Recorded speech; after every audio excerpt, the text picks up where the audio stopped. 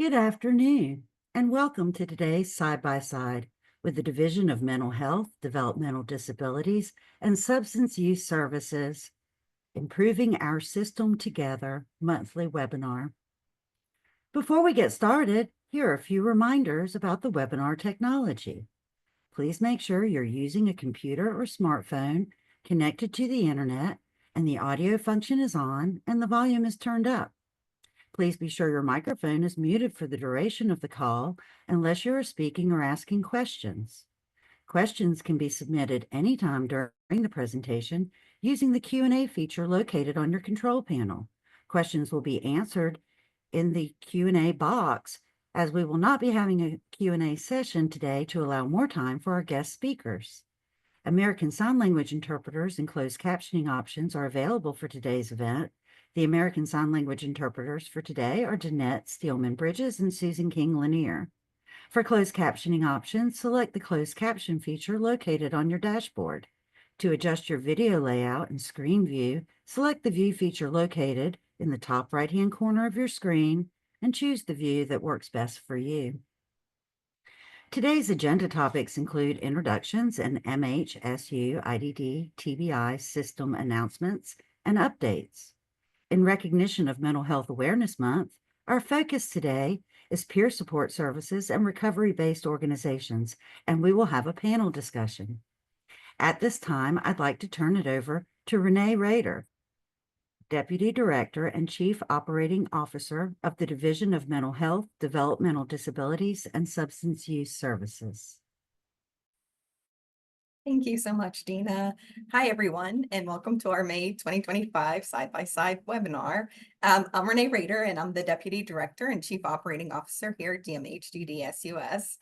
Director Kelly Crosby is on a much-deserved vacation this week, so I'm filling in for her. For those of you who don't know me, I have been in the behavioral health field for over 30 years now. Almost half of that has been here at state government. I've specifically been here at DMHDD-SUS since 2019. And I also did a previous stint here at DMHDD-SUS from 2011 to 2013. In my current role, I am responsible for all of our internal business strategy and operations, and then I also provide strategic leadership on priority initiatives. I have a master's degree in psychology, and I'm also a person with lived experience as a family member. Next slide, please. Federal funding updates. So you may have heard on the news that North Carolina and every other state has experienced federal funding cuts. There have been cuts to grants across the North Carolina Department of Health and Human Services. Here at DMHDD-SUS, we've specifically had cuts to 4 of our COVID grants. And these grants were originally issued as part of the American Rescue Plan Act, ARPA. We received notice on March 24th that the grants were ending on March 24th, so we virtually had no notice. All 4 of the grants that were terminated were intended to end on September 30th. So we're essentially losing 6 months of funding. The funds were used to support things, very important projects in the community, like our certified community behavioral health clinics, our CCBHCs, collegiate recovery programs, among other things. As I mentioned, these are all things that are very important to our system. And so we have been working with our providers to try and mitigate the impact of those federal funding cuts. In addition to that, we have, as a state, joined 22 other states to take legal action to protect these grants and some of our other grants. We are still waiting to learn the results of that legal action. So far, none of our other grants have been impacted. It's just these 4. But we'll continue to stay in close contact with our federal partners and with our providers here in North Carolina so that we are all in regular communication and we're able to share any new updates with you all. Next slide, please. Oh, this is exciting. We wanted to draw your attention to 9 new pages on the DMHDD SUS website that went live last month. So they include our strategic plan page, which describes our mission and vision and gives information on the priority initiatives. The strategic plan measures where we report out on our progress for the strategic plan. A data and reports page where you can find data on the whole behavioral health service system, a providers page, which provides resources, of course, for existing providers, and also information to providers who are interested in becoming providers in the public behavioral health system. There is a new certified community behavioral health clinic page, CCBHCs, that shows you the locations of the services and also what services they provide. Our LME MCO reports page has been updated and refreshed. We've got a new state consumer and family advisory committee page that has information about the work of this important group, the meeting dates, all of that. And then finally, the grant opportunities and service definitions pages have been refreshed. And I encourage you to take a look. They look fantastic and we're very excited about that. Next slide, please. We also wanted to let you know that you can now order free printed educational materials on tailored care management, tailored plans, and 1915 I-Services and the NC Innovations waiver. Each order will include 100 free copies of brochures or flyers or whatever you've selected. And we are asking folks to order by May 16th to ensure that you can get your free materials. And the link is on the slide here, which will be included on our website. Next slide, please. We have also released an NC Innovations waiver toolkit, both in English and Spanish, that includes easy to understand information and flyers about the NC Innovations waiver, social media content that you can use to share on your own or your organization's social media pages. And then we've updated the NC Innovations web pages. Next slide, please. So we're excited to announce that we're currently accepting applications for the second round of direct support professionals recruitment and retention workforce incentives. So as a reminder, these incentives are used to support efforts to recruit and retain direct support professionals for people with intellectual and developmental disabilities. Applications are due May 27th, close of business, so that's 5 p.m. And we have office hours this week. If you have questions or want to come talk to someone about your application, please feel free to join us. There is more information on our webpage as well. Next slide, please. I think we mentioned this last month, but we also have crisis materials on our website as part of our crisis toolkit. Again, these materials are available in both English and Spanish, and similar to the NC Innovations Toolkit, they contain flyers and templates that you can use for newsletters, and also the social media content, and more. So I encourage you to take a look at that. Next slide, please. So in case you missed our crisis services fireside chat at Teletown Hall, it is posted on our website for viewing. The panel talked about crisis services and how to access them and how to find resources for either yourself or a loved one who's in crisis. At this Teletown Hall, we had over 30,000 people turn in. That is a record for us for sure. And as I mentioned, you can find a recording to this town hall on our website. But I did just get late breaking information that on May 13th, which is coming up from 6 to 7 p.m., we are going to do another one of these. So it's very exciting. We'll do a hot topics that includes the link. So you all will be very much aware of how to access that town hall. The latest NC4 Vets Journal was published this month in partnership with the Governor's Institute and the Triangle Business Journal. It includes a lot of resources for service members, veterans, and their family members. There's a wonderful introduction from our very own director, Kelly Crosby, who has a direct link to veterans. There's also a message in there from our secretary, so encourage you to check that out. Next slide, please.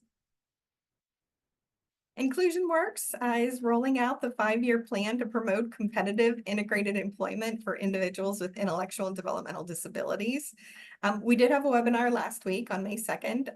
As with everything else, if you missed it, you can watch the recording on our website. There's also our plan is posted on our website, and we are accepting public comments on that through May 31st.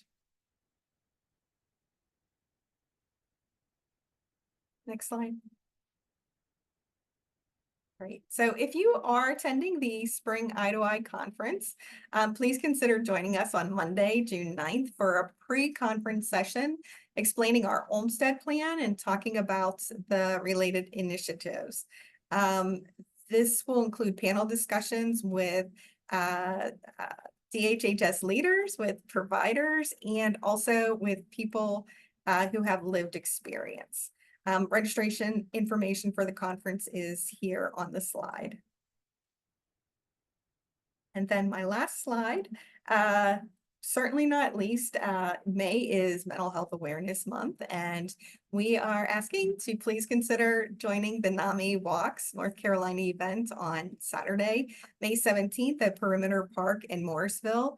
This is an event where folks come together to bring awareness and reduce stigma, and also help raise funds for critical NAMI programs.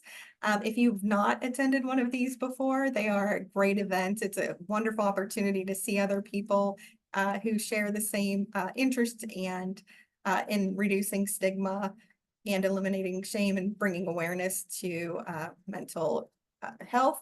And if you're there, please look for us. We'll have a team of DMHDD SUS staffers there, and we're always happy to see our friends from the community.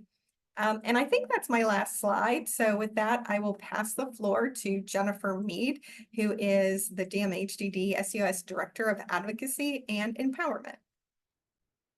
Thank you, Renee. Good afternoon, everyone. As Renee said, I am Jennifer Mead. I am the Director for Advocacy Empowerment here at the Division of Mental Health, Developmental Disabilities, and Substance Use Services. I am currently sitting next to my friend and colleague, Lisa DeChantis.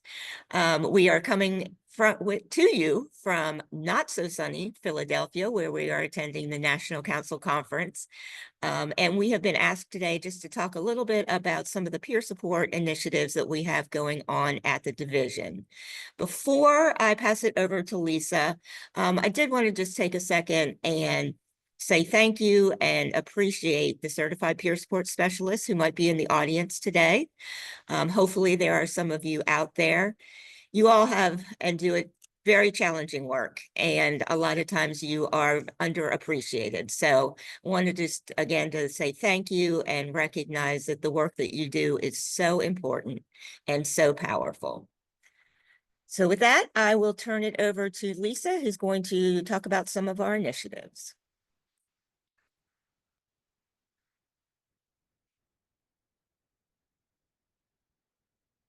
Hi, good afternoon, everyone. I'm Lisa DeChantis. I am the Chief Clinical Officer for Mental Health, Wellness, Treatment, and Recovery at DMHDD-SUS. I'm here to talk to you a little bit about some of our peer services that we do have. As many of you know, we've highlighted it many times at Side by Side and at some of our other meetings. We launched our 24/7 peer warm line back in February of 2024. And that is a line where individuals can call 24 hours a day and talk to a certified peer support specialist or someone with lived experience who's in recovery from mental illness or substance use. This is a non-clinical support resource for those who reach out, and they're able to offer just a wonderful, unique experience for individuals who want to reach out. This line works very collaboratively with our 988 Suicide Crisis Lifeline to be able to transfer if someone is in crisis, or from the 988 Suicide and Crisis Lifeline if someone would like to speak to a peer support specialist. So that can be reached again 24 hours a day at 855-PEERS-NC. And with that, as we just recently, we can go to the next slide, please. As we recently celebrated our 1 year anniversary that line operational, we have put out a Peer Warmline performance dashboard, where just like our 988 performance dashboard, we're able to highlight the contact volume that we have, why people are seeking support from that line, the ages of the individuals, and in the counties, the darker the counties on this map, the larger number of callers that are coming from those counties. So we are really excited to be able to publish this. This is going to be found on our website alongside our 988 dashboard. So we are, this will be updated on a regular basis. I do want to just highlight one little thing on here. Our February data looks like we had no call volume, and that is not accurate in the fact that the Promise Resource Network during that time had switched their phone companies. And so we were, some of the data was unfortunately, we don't have that greatest data from February of this year, but we are tracking all of that information again. So we can move to the next slide. We wanted to just highlight some of these amazing things that have come out. We've had over 78,000 people reach out to our Peer Warmline, 78,000 callers. They're ranging, the highest number, or the highest group that is reaching out is the 25 to 40-year-old individuals. 99% satisfaction rate of the ones that who wanted to respond to that survey. And the average length of call is about 11 minutes. Which, just gives the individual that support that they need. Just like with our 988 Suicide and Crisis Lifeline, where about 40% of individuals are calling back. We have repeat callers that are calling back. And, that is something that we do like to highlight, because we know that those individuals felt supported and they felt comfortable enough to call back again. We see that the three most common challenges are emotional and mental challenges that they're having, social challenges, and environmental challenges. And we know that, those fluctuate a little bit, but that's been kind of consistent over this year. We can go to the next slide. So our Peer Warmline data, again, just a little bit more information on there. We are really trying to look at this. We do know that 30% of the individuals that reached out have had some other type of service where they've reached out for support. About 28% of them are referred to a community provider. Others, about 23% have used other warm lines. We have other warm lines in the community, such as our NAMI warm line, or our addiction specialist warm line. So we know that there are others, other warm lines that people utilize also. We just want to make sure that we're able to offer the person the support that they need at that time. And then about 17% of individuals are looking for help with shelter, employment, food security, insecurities, and getting some support with their medical. We can go to the next slide. We have a lot of different organizations, peer-run organizations, or peer-operated organizations out in the community. They offer large variety of services. We have respite, which is an overnight stay where individuals might stay for 7 to 14 days to help alleviate a crisis that they might be facing. We have walk-in centers, peer living rooms, drop-in centers, outreach programs, and refuge homes, which are step down, and many, many more. So there's different supports in communities. And when people reach out for support from peer support specialists, they are really working on their recovery goals. And a lot of them say that after a year in recovery, they want to become a certified peer support specialist to continue to help others in the community. Next slide. Recovery Community Centers, or RCC. These are around the state in different counties. Are free. They are for people to walk in. They really help to guide their own path. They are able to really work with individuals on their journey in their substance use recovery. They are judgment based. They use peer support specialists. They use different workshops and activities, and they are working in the community to help individuals. With all of our peer services, we are we're working on developing a map, and we will be able to easily let you locate the different peer services in your community. So that is something that we are working on and should be coming out hopefully sooner rather than later. Next slide, please. Just want to talk a little bit about our peer respite centers. These are voluntary, short-term, non-clinical, overnight programs. They're usually provided in a home-like environment where individuals can go for a short-term stay and feel comfortable and get the support of a certified peer support specialist. They typically are to help avoid or alleviate a situation before it escalates into a crisis, helping individuals move forward. They are alternative in supports in the community. They are open they are insurance blind, so they are not billed to insurance, so anybody can go to them. They are staffed by peers with lived experience, and they offer that continued support while that individual is there. So next slide, please. In North Carolina right now, we have 3 peer respite centers, one by Sunrise Community for Recovery Wellness out in Asheville, and 2 operated by Promise Resource Network, one in Charlotte and one in Raleigh. There is some criteria to stay at them. You have to be over 18, so you have to be an adult and experience a crisis or trying to divert from a crisis. Also have to be able to take physically care of yourself, your activities of daily living. And the next slide, we're going to highlight that we are planning to open 3 more peer respites in the next year. So we are working through our mental health block grant funding to develop 3 new respites. These are the result of a competitive RFA that we did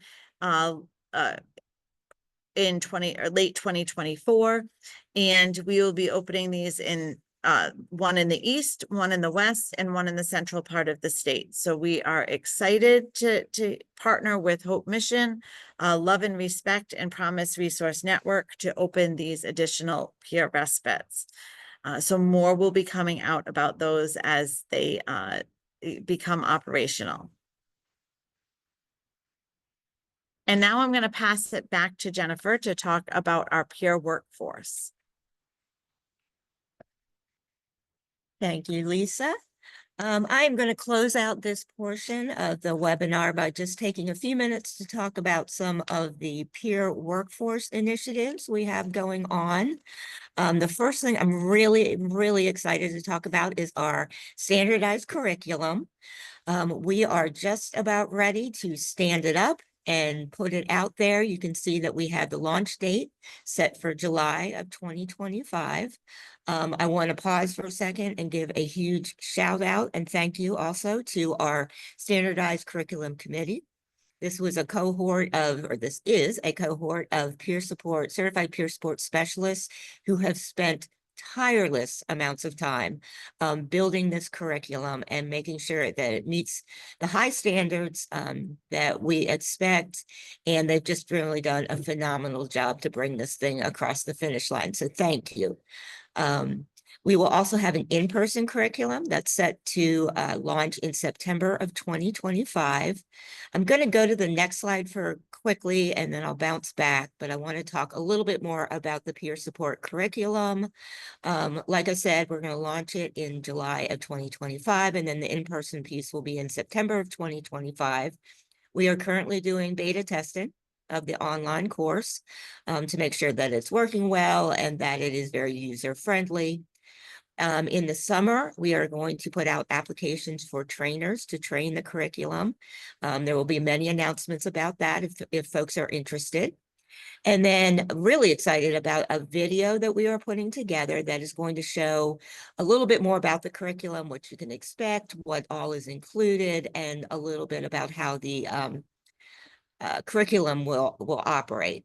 And we should have that video out within the next couple of weeks after this webinar. But again, we will make sure that we broadcast that, far out.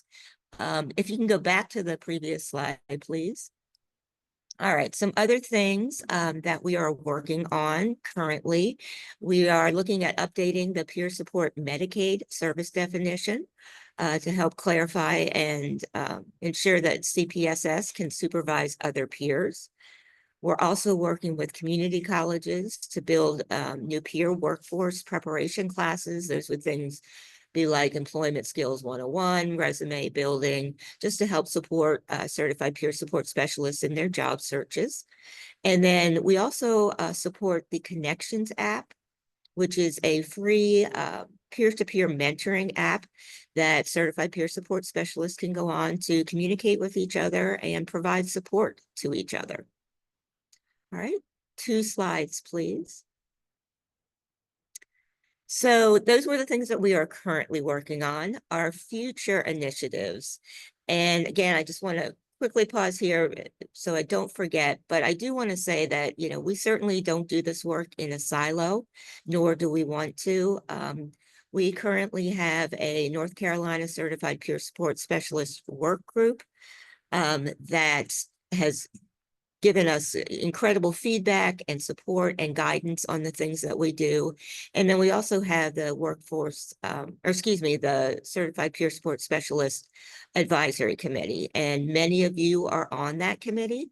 And we thank you for, again, all the time that you have spent with us to help guide our work here. We could not do this work without you. So thank you. So the future initiatives we're working on, we are looking at building out designations and specialty trainings for additional populations. So things like the justice involved, LGBTQIA+, crisis, and then forensic and emergency departments.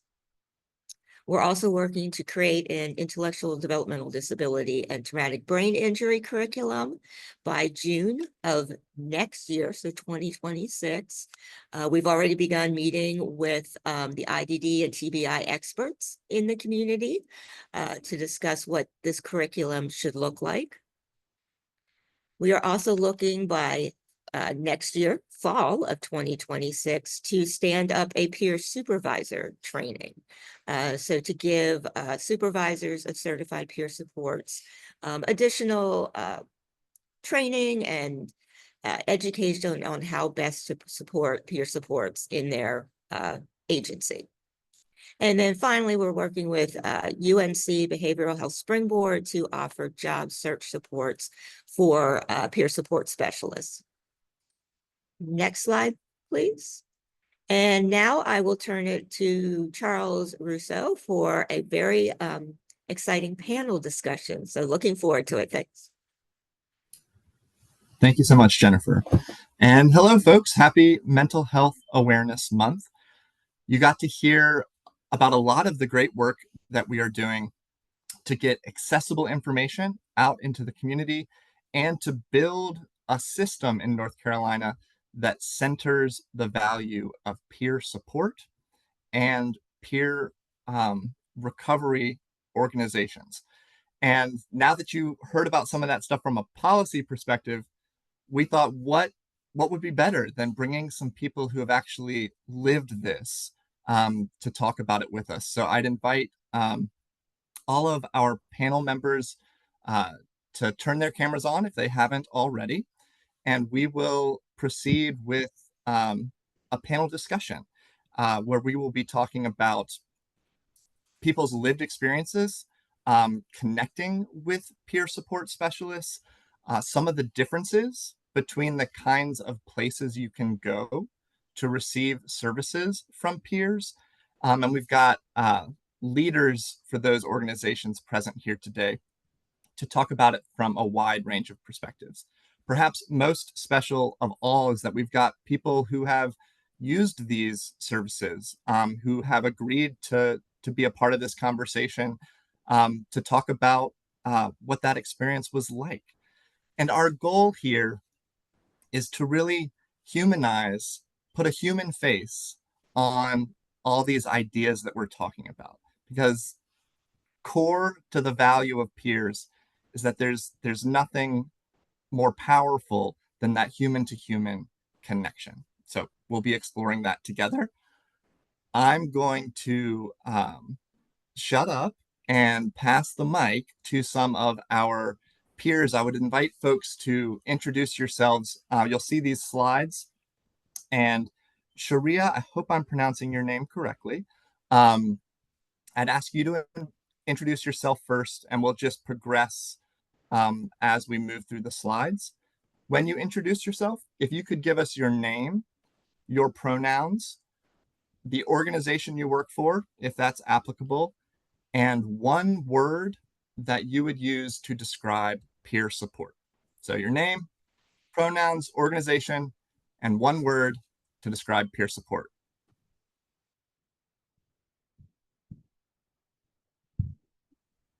Hello, my name is Sharia Gettings. My pronouns are she, her.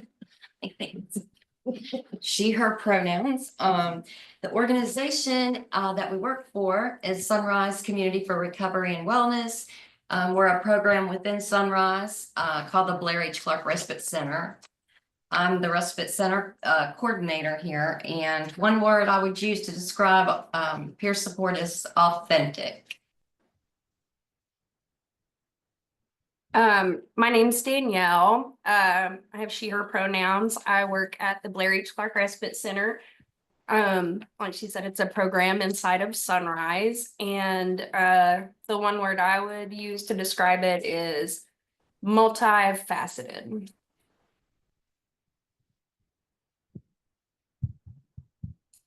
Let's go to our next slide. Perfect.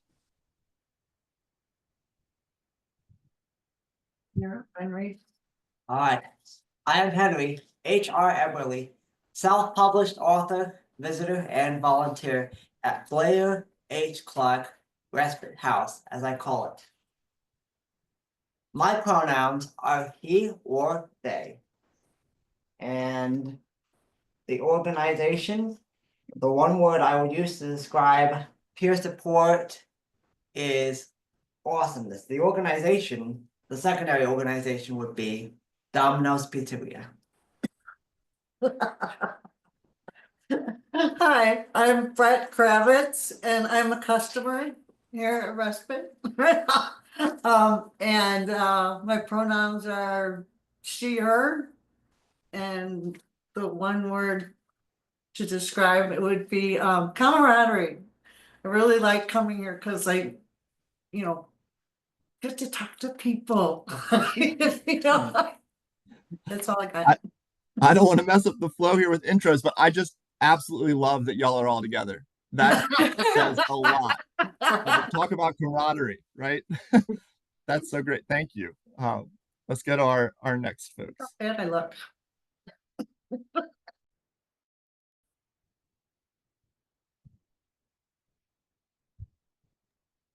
Hello, my name is Jessica High. I'm a peer support specialist. I'm the supervisor at the Peer Warm Line for Promise Resource Network. I identify with she and her pronouns, and the one word that I would use to describe peer support would be connection.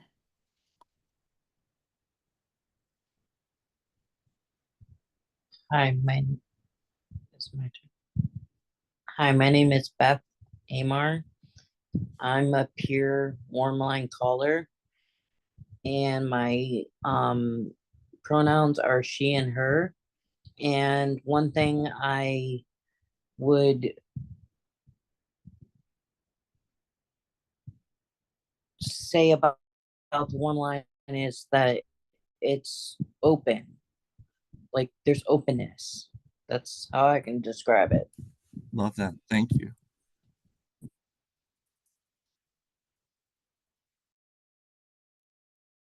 Hello, my name's Lance Estida.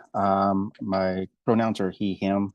I'm currently a member of the North Carolina Peer Support Services Work Group. And one word that I would say for peer support would be understanding.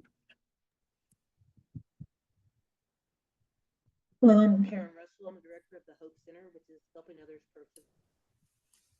Karen, I'm so sorry to interrupt. Is it possible to be closer to your speaker? We're having trouble hearing you. Is that any better? It's a little better. It's still pretty far away.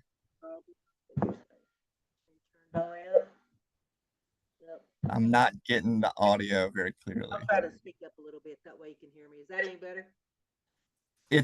I can just barely hear you. Yes. Okay. So again, I'm Karen Russell, director of the Hope Center. I've been in peer support for over the last 10 years. It feels longer. My pronouns are she, they. The one word, if I could think of to describe peer support, is much needed. Thank you so much. That one word from Karen was much needed. All right, next slide. Unless is that everybody? That might be everybody. Okay, awesome. Cool. So panelists, please turn your cameras on, and you can keep them on. We want to see your beautiful faces and feel the camaraderie in the room over there at Sunrise. Thank you all for introducing yourselves. Thank you so much for being here. Thank you for the work that you do. You do remarkable work. And thank you for being willing to share your story. If you're someone who's called the line or gone to a recovery center, that's doing good work for the community as well, especially as people are going to get to hear about those experiences today. So I'm going to start with our providers. And that's the word I'm using for people who work for an organization that provides peer support services. And we've got different types of providers, and I'm hoping we can use this time for people to describe what your specific organization offers. And so I'd like to start with Sunrise. And if you could please describe what Sunrise does and maybe how you think about what it is that y'all do and your identity as an organization. So Sunrise as a whole, we have 16 different programs, I think. There's a lot. There's housing, help with, which would be, what's the word for it?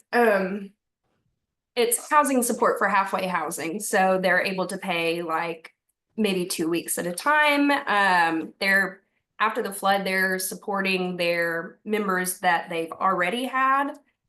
We have an MAT team in the Buncombe County Jail. And that's medication assisted treatment. And then We have a ARC. What is that? The work, helping folks stay connected with the friendly workplace. Oh, yeah. We have, They open RCCs, offer funding for that. yeah. What could you tell us what an RCC is? Recovery Community Center. And can you tell us what a recovery community center is and Yes. how that's different or the same from a respite home? Yeah, that's definitely different. So our respite, we offer 7 nights of rest and connection to folks who are experiencing some type of emotional distress. Like you said, our center is staffed 24/7 with certified peer support. So we're all trained people with lived experience with either substance misuse and or mental health challenges. Our respite, we have the same 4 folks here each week, you know, the same 4 people here all week. So we become very close with them throughout the week. We can be real with them, and I believe that they trust us because we can be real with them. And we can meet them where they're at, like, you know, the absolute opposite of anything clinical is what we're doing here. So as far as the RCC, and we do fund RCCs all over, I want to say North Carolina, but definitely Western North Carolina. So I'm not positive about that, but it is, our community center it's located conveniently on the bus route. It's On Tunnel Road and in Cherokee. yeah. We And have, oh yes, we have another program in Cherokee as well. But they've got about 4 to 8 peer supports in there that work every day. They serve a lot of the unhoused population, a lot of population that, you know, anyone struggling with substance misuse on any level, whether they are in need of treatment or in need of sober living, like Danielle said, or they just need to talk with somebody, that's where they go. They offer coffee and snacks, and they participate, like they're a part of groups and art. It's amazing what they will do, how they'll get involved when they just are included, like when they're treated like human beings. Wonderful. Thank you so much for sharing about that and helping us understand that there are these recovery centers and there's a respite home. And I believe most of your organizations are in the west of North Carolina. Is that correct? Mhm. Cool. All right, let's pass the mic over to Dr. Lance to tell us a little bit about the services that he works to provide and his organization. Currently, right now, I do some volunteer work with our mental health specialists here in the Onslow County area. I'm also working with some of our, since I work also in the federal service, trying to work with a peer support specialist program within the military to actually hopefully make a program from the bottom up so that we can actually use it for our military members active duty. So we're currently working on a lot of programs to assist our war fighters that are out there. Thank you so much. And Dr. Lance, am I correct in thinking that your organization helps people become peer support specialists? We're actually on the forefront of actually, trying to make them into peer support specialists, people with lived experience, and to actually hopefully work with rules within the Department of Defense so that they can actually utilize the specialization so that they can actually help people with mental health and substance abuse issues while they're still in the military. Afterwards, once they get out of the military, then they're going to transition to what we call the regular peer support helpline, warm line out in the state of North Carolina. But currently, there's no systems that we actually have here in our military bases here in North Carolina. So we're trying to do a grassroots program to try to institute that that'll make it available here for our active duty military. Wonderful. That's another thing I want to underscore for our audience today. I'm sure we have many people listening today who have lived experience, and it is possible to become a peer support specialist. And that lived experience can be extremely powerful in doing good things for folks. So there are programs to guide you along the way. And you heard a little bit about some of what we're doing on the state side to promote those curricula and those programs. All right, let's pass it over to Karen at the Hope Recovery Center. Yes, so the Hope Center is also a part of BUCM, Berkeley United Christian Ministries. The services that we offer are a lot. We provide food, clothing. We work in housing to get people housed. We also work with trying to find people jobs. The biggest thing we do is give a shower. We give showers. We help people that are unhoused. with laundry, and also make sure they have packages of food to be able to take with them. We do a lot of outreach in the community, working with some camps, and a lot of collaboration with providers that are in our community. We work with Back at Home, which is a part of Partners, to help with housing. We have HOP, which helps with housing. And we also work with some other collaboration with other people that do peer support in the community along with my peers. The peers inside the Hope Center usually are doing the outreach because we usually know where the camps are, so we're able to get out and work with a lot of people that are unhoused. I think what else we do. But like I said, the biggest thing we do is provide a shower. So It doesn't get much more real than that. right. Help people get a shower, get some food, get connected to resources, whether that's peer support, whether that's employment. And where's Hope located? So Hope is beside it. This is Hope. It is located in Morganton, North Carolina. Hope is Hope is a certified therapy dog. And she does provide a lot of services for a lot of people that are unhoused and the people that come just to enjoy a meal with us sometimes.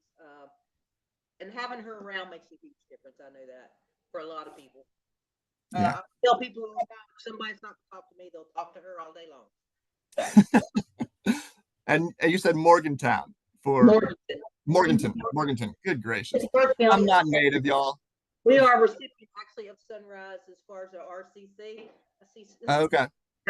So yeah, they've been a godsend as far as supporting the Hope Center, and then Berkeley United Christian Ministries as the whole collaboration in the community makes a difference.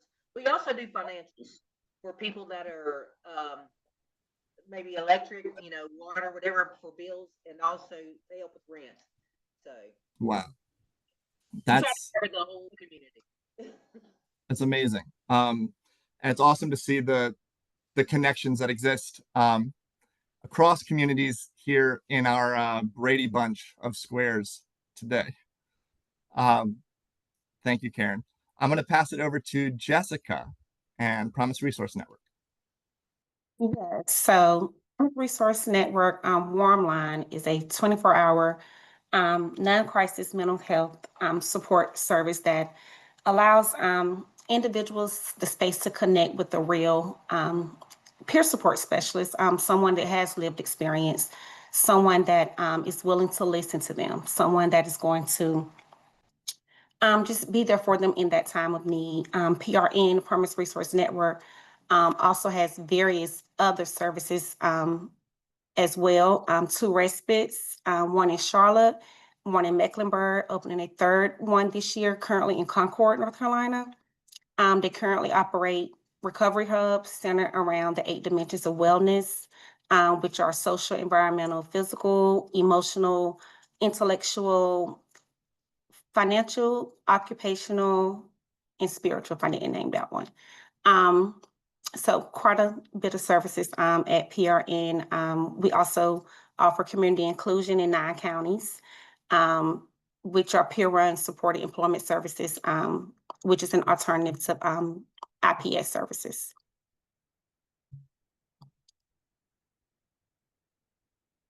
Sorry, took me a minute to get off mute. Could you spell out that acronym for us, IPS? IPS? Yes. IPS is, oh, sorry. I think it's individual placement supports. Is that individual placement support? Absolutely. Okay, cool. We speak acronym so much of the time, and it's important to try to translate that whenever we can. Right.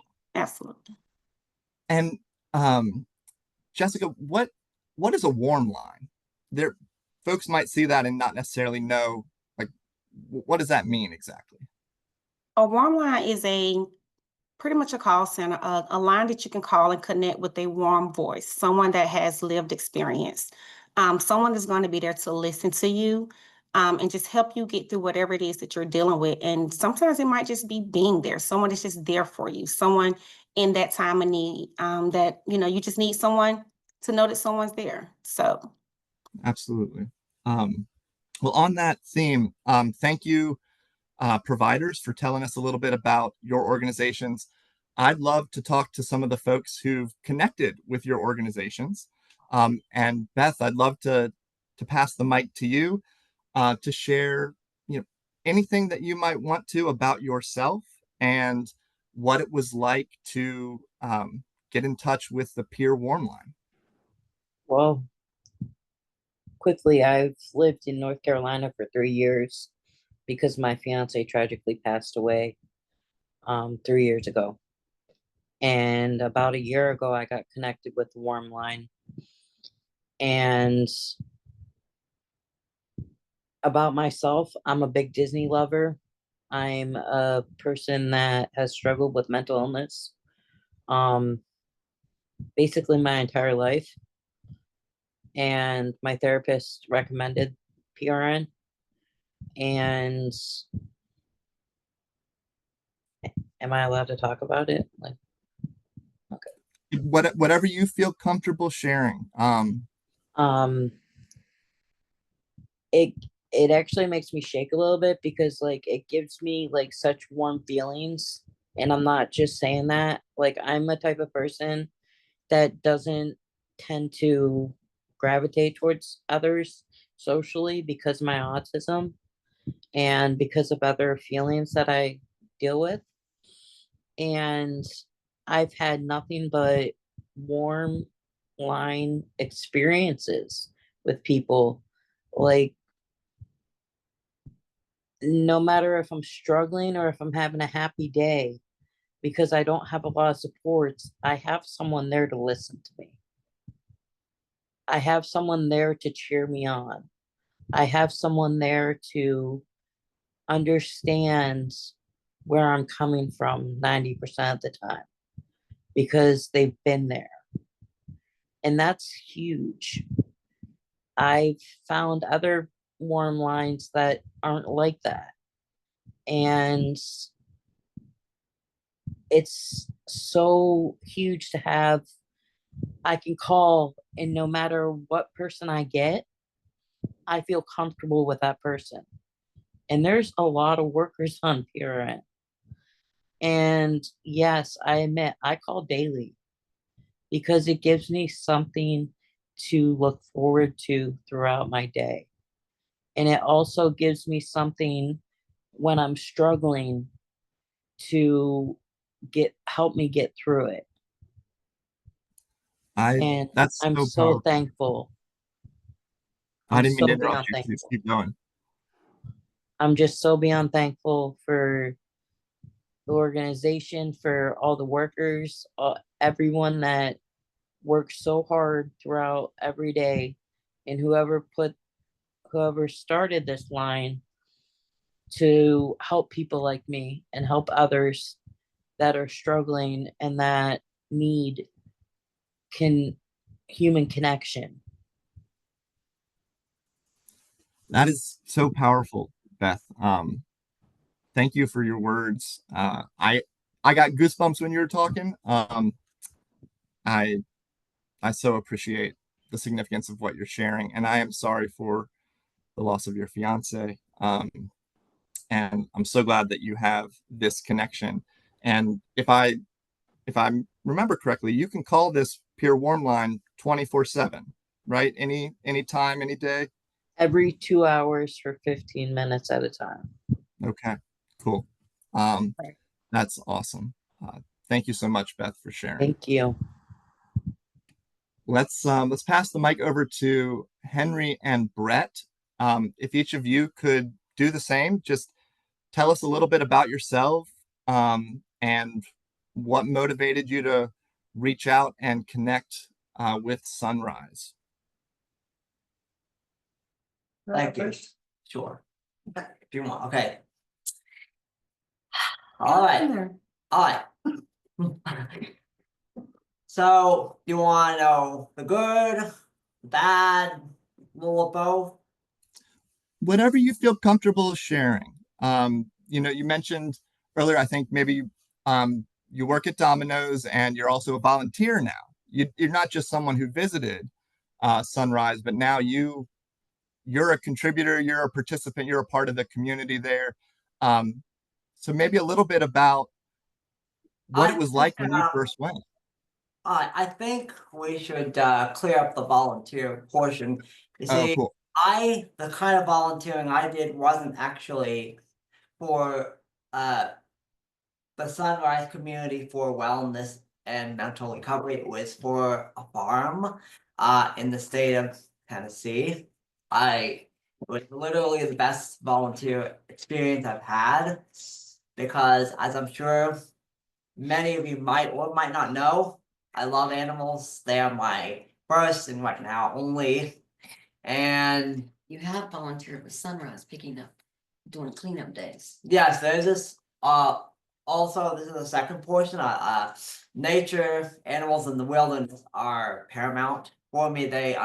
We absolutely cannot survive without having our nature, our mother nature by our side. So this is a volunteer position I loved as well, but the farm is definitely the first because I got to work directly with animals and I would very gladly do so once more. Just 1 second. Sure. Well, while they pause, I'll just mention that Karen had her dog Hope, named Hope, hanging out with her. The power of connection is very, very real, and that connection is between us as people, but it can also be with animals, with nature. One of the things that we're doing at DMH DDSUS this month, in recognition of Mental Health Awareness Month, we're encouraging people on staff to go outside, take 10 minutes and go for a walk, touch grass, and send a selfie. We'll put it in the Teams chat to encourage each other, because just as Henry's saying, that connection to nature is so powerful. We'll send the mic back over to you, Henry. Thank you, sir. Now, here's how I connected with Sunrise. It happened by pure luck. I was homeless and I had run away from a shelter known as VRQ, or Veterans Restoration Quarters. I'm not going to talk about the experience I had which caused me to flee from them so suddenly, but I had stayed at a place known as the Cragmont Assembly once before. This was now over a year ago, definitely. So I took a chance and went back to the Cragmont Assembly, and they were going to only allow me to stay there for one single night, and I would have been homeless again had it not been for the fine fellows right here at the Blair H. Clark Respite House. I call the house because it is as close to a house as I could have possibly lived in my life, even though it's only been for a week at a time. I was given the number by the secondary director of the Cragmont Assembly, and I was so grateful because the first person I met was Lane, whom I refer to as a Thane, as in the Elder Scrolls V Skyrim, and I answered his questions as best as I could, and very soon after this, I came over here to stay for one single week, and I began to tell you how tremendously these fine fellows have helped me to stay sane, to stay well-fed, satiated, and for helping me find employment and to not hit the ground just tumbling, but to stand up, to rise up, and to begin running towards my own positive future. I see Shuri here as a sort of like an adoptive aunt. So I gave her the moniker hippie out of respect for her and the position she holds and her kindness towards me above all else. Thank you, Henry. And it sounds like you're accomplishing some of those goals, because you also mentioned you're an author. Right. That's I can fantastic. talk a little about this if you want. Say again? I can talk a little about this if you want. Let's give Brett a chance to jump in, because I'd love to hear about your experience too, Brett. Take it away, Brett. Okay, you're in trouble. I do not believe I am this wide. Gotta throw it out there. It's crazy. Right? No. I actually found my way here. I was living in my car and I was at an angled parking lot and Sam was in a car and he had all his windows rolled down. It was winter and I pulled up next to him. I'm like, okay, what the hell? Explain, please. He was smoking a cigar. But anyway, he's like, oh, where do you live? And I'm like, you're looking at it. Because I was never ashamed of being, what is it, unhoused. But he gave me all of the information for respite house, and I always joked that it was a place where they extracted like kidneys and stuff from me. I'm like, oh, I got through without anyway. So anyway, I was on my own in the car, just a woman, and so I didn't talk to anybody at all. You know, I mean, I didn't mind living in my car. It wasn't horrible, but it was just such a breath of fresh air to be able to come here and talk to different people that have different things going on and learn about their lives and how, you know, how they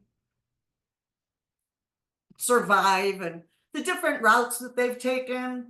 And another thing that's happened through here is because if you're living in your car and your car breaks down, you're on the street.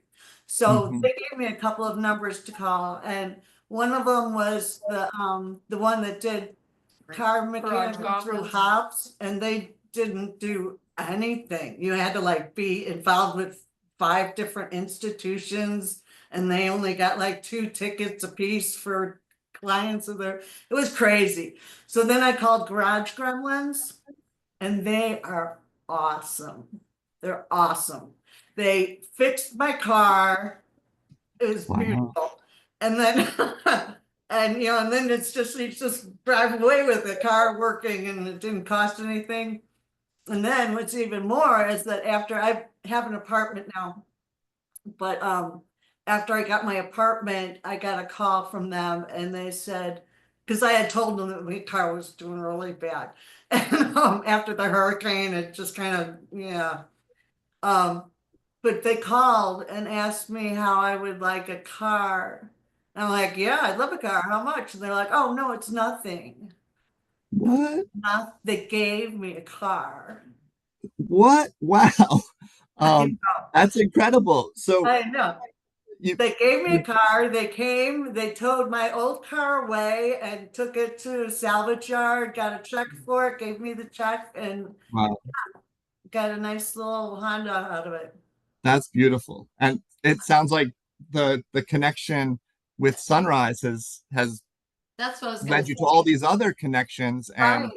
now Every time Brett leaves, she leaves with a new best friend. that's fantastic. Yeah. I love I it. don't mind asking the hard questions. I'm not sure they're allowed to. So I could Thank be a you, little- Joel. Thank you for speaking so authentically, to use one of the words that someone said earlier about your experiences.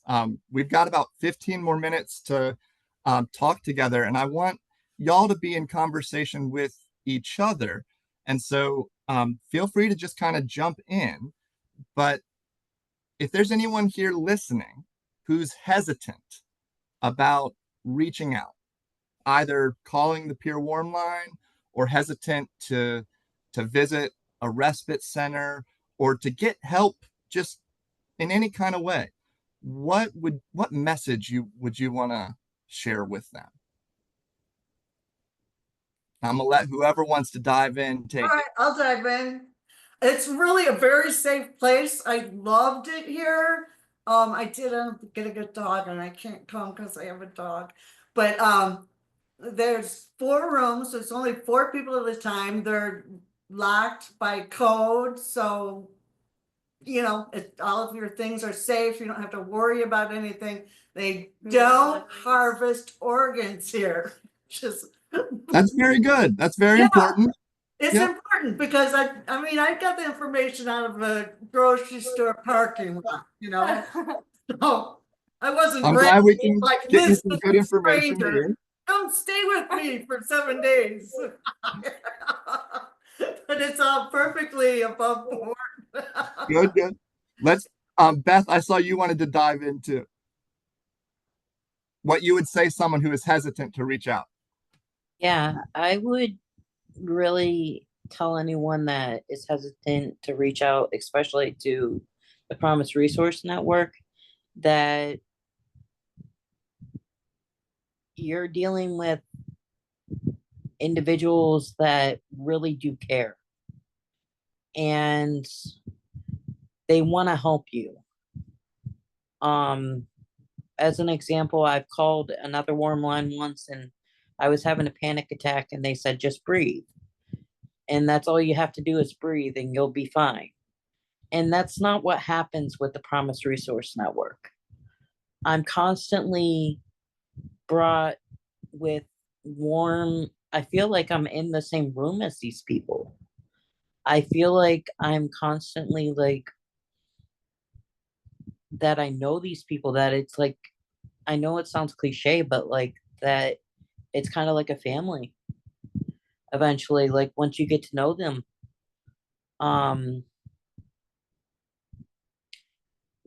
It just really makes me feel blessed that I've gotten to know these fine human beings that work for them. Beautiful. Karen, is that something that rings true for you? Oh, yes. One of the other things I would share is that we provide a hot meal 6 days a week. So if anybody, even if we're not wanting to have a conversation, at least come have a warm meal and be able to sit down. And usually when we do lunch, my peers eat lunch at the same time. So usually there's a way to make a connection over food, always. So. Anyone else who has a message for someone who might be hesitant to reach out?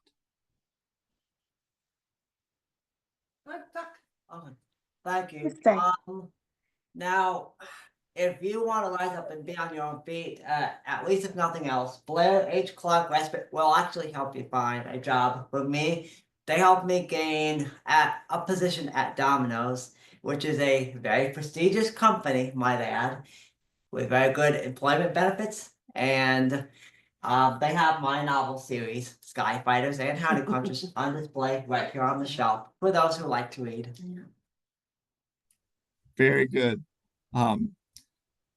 Dr. Lance, I'm curious if you would share a little bit about the skills or the qualities for people who might be thinking about becoming a peer support specialist. What are some of the skills or qualities that you think make someone a successful peer support specialist? Yeah, I think that there's several key skills and qualities that come into play.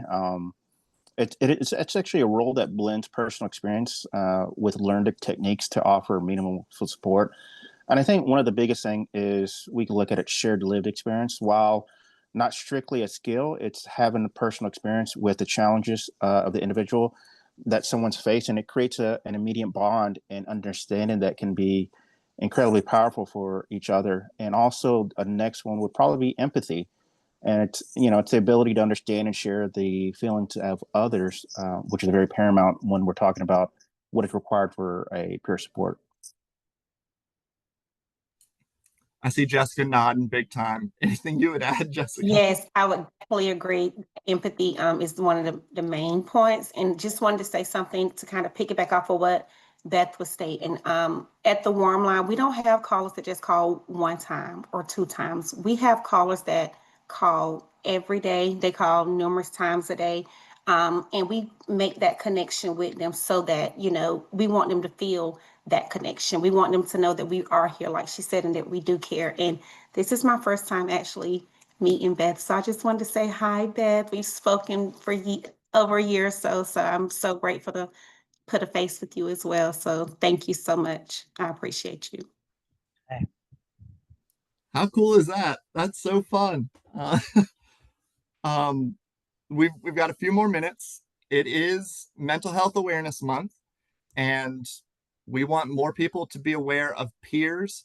We want more people to be aware of recovery. What else do you wish people knew about mental health? what do you wish was a part of the conversation?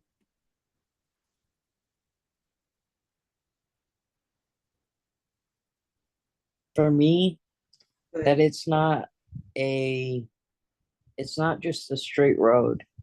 Like there's bumps, there's hills, there's mountains. Every day can be different. And every struggle could be different. And dealing with the things that I deal with personally, it's very hard and it feels very isolating. And yeah. Very wise. I think I saw Karen coming off mute. Yeah. My whole thing with that is that I am not my diagnosis. I am a human being, and I need people to know that I am not my diagnosis. If you couldn't get the audio from Karen, she said, I am not my diagnosis. I am a human being. Amen. Other things people want to share? Henry. Or Danielle. Mental health, I feel like it has a lot more barriers. I feel like there's being in substance use and being somebody that also has mental health. I feel like for people that aren't dual diagnosis, there's a lot more barriers and it's harder to get the help that you need and resources if you're just affected by mental health. Henry, yes. Thank you, sir.